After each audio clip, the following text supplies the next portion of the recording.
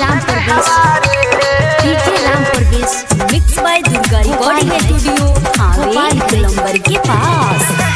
Present by DRG films Bhojpuri. छोड़ के जइबे बड़ी पछतइबे, हमारा के दिलावा से कैसे भूलइबे। छोड़ के जइबे बड़ी पछतइबे, हमारा के दिलावा से कैसे भूलइबे। तोरे के गरियाई एने हमारे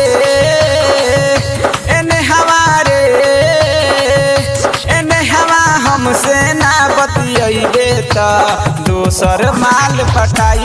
एने हमसे ना बतियइबे त दोसर माल पटाई। Present by DRG films Bhojpuri. DJ Ram Pravesh Gopalganj. याद आई प्यार के बतिया, मिलत रहलू रतिया में। दिहल मोबाइल चुपे चोरी राखत रहलू छतिया में।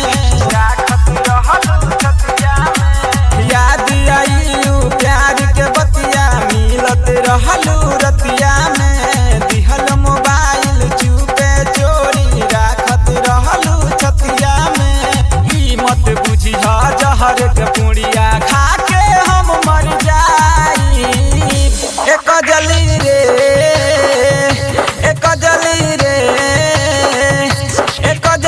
हमसे ना बतियइबे त दोसर माल पटाई। एक जली हमसे ना बतियइबे त दोसर माल पटाई। Present by DRG films Bhojpuri. DJ Ram Pravesh Gopalganj. Writer Rakesh के जिंदगी में बोलगिया काहे लगा गइलू।